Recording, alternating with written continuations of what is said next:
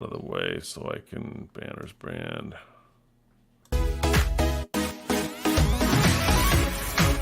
Todd Schroth here with Daniel Betancourt here with right. You can convert and close that.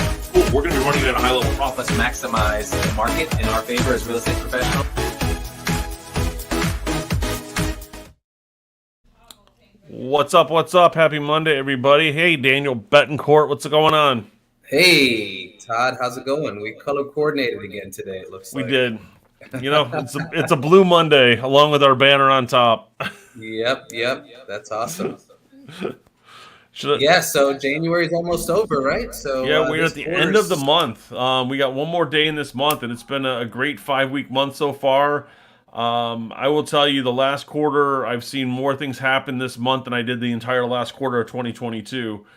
So we are thankful for that. A lot of referral business that's come in.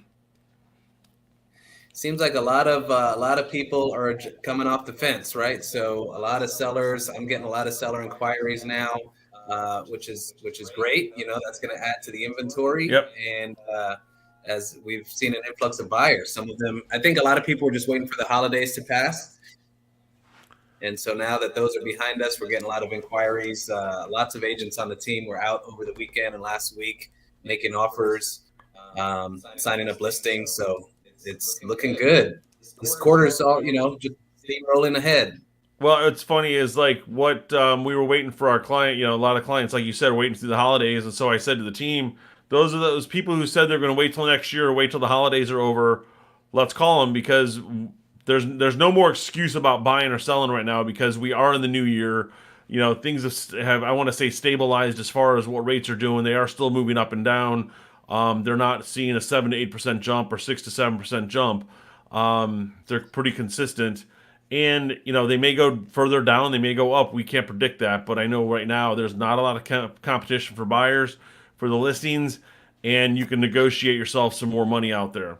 That's a big thing. And what we're talking about are all of those, maybe they were warm leads or however you categorize them in your CRM. But this touches a lot on why agents should be using a CRM, because sometimes you'll talk to someone and they'll say, we're not going to be ready for 3 months. And you say, okay, in that conversation, if you don't have anywhere to organize that or log that or categorize that person, it messes up your chances of following up at the appropriate time. And an analogy that I was sharing with the team a lot, over the last couple of weeks is something that I heard at the event with Michael Hellickson. Kind of the example that he shared is you walk into, for example, a Macy's store, and you walk in. As soon as you walk in, you look at a shirt and a salesperson walks up and says, "Hey, how's it going? Can I help you with anything?" And you say, "No, thank you. I'm just browsing." And you continue walking, down, and you see a pair of pants that you like, and that same salesperson sees you and says, "Are you still doing okay? You need any help?" And you say, "No, thanks. I'm just browsing." So then, you continue on maybe to the shoe section or a different section, and you're looking around for that salesperson that's been asking you if you need help, and you don't see him.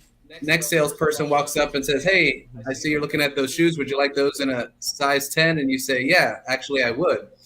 And so, that person gets the sale because they were the closest salesperson to you when you were ready. And so we have to have systems in place so that way we position ourselves always as the salesperson that's closest to the customer when they're ready. And so if you don't have that system for following up with them consistently at the various stages of their,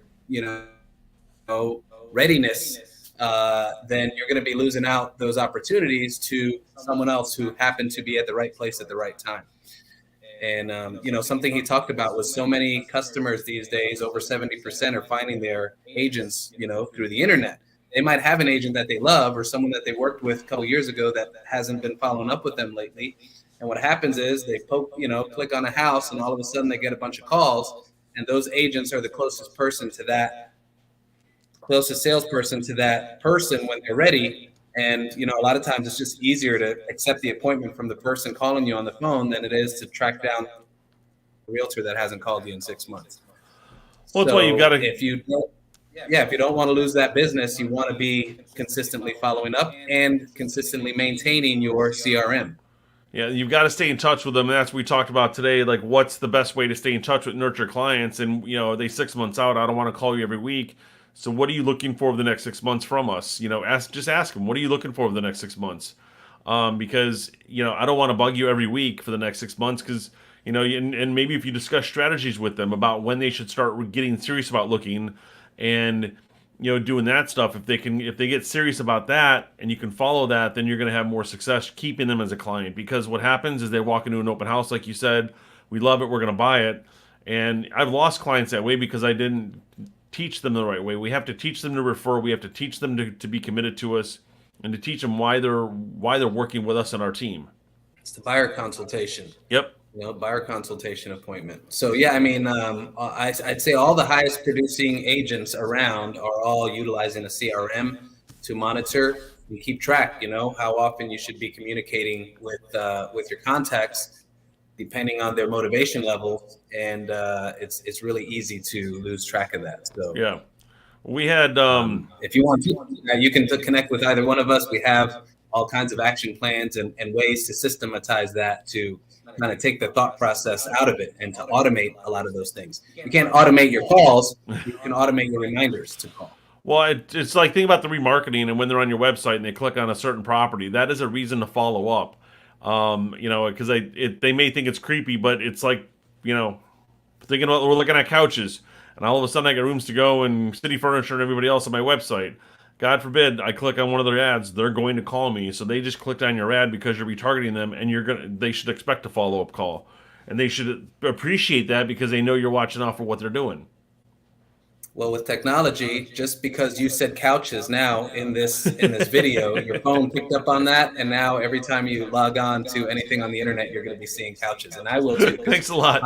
My spy is listening to everything we're saying right here, so now it's already logged that I'm looking for couches, and they're going to be on both of our feeds moving forward.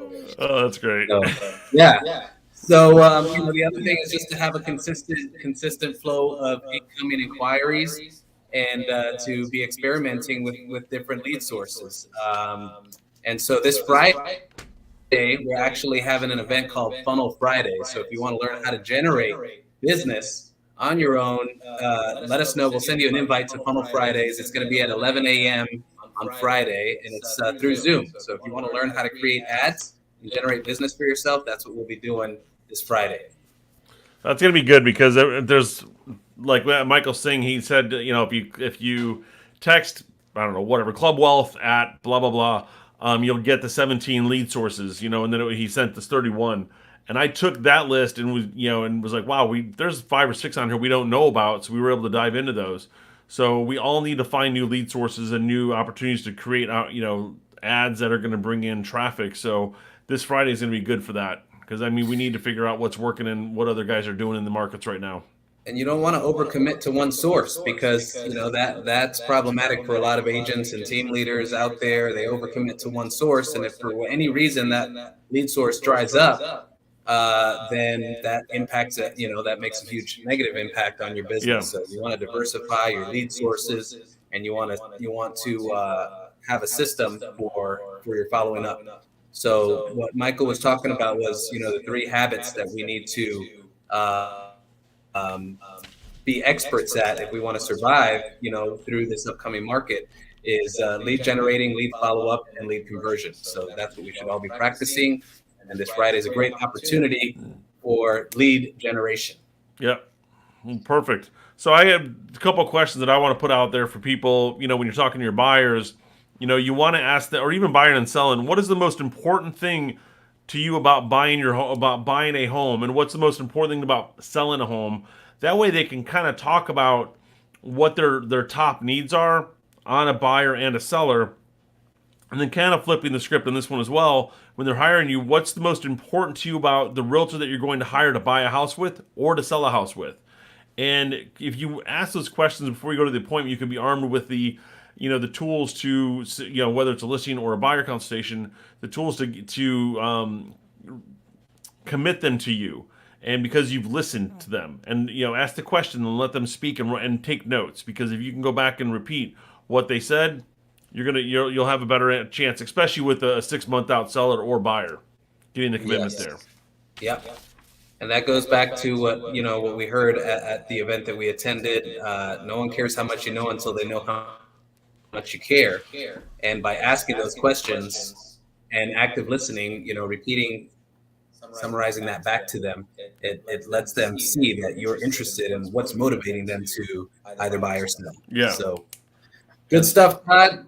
Definitely. So what do we got coming up? We got anything with Nick coming out, or was that just the Funnel Friday? That is not this week, but next week. So we'll talk all about that on the following Monday. Perfect. It's still the final details are getting worked out. So next Monday we'll be sharing another event that is coming up, and it's going to be great because the last event had 500 attendees. So we're looking forward to something similar at the next event, which will not be this week, but it will be next week. So we'll let you know all about that next Monday.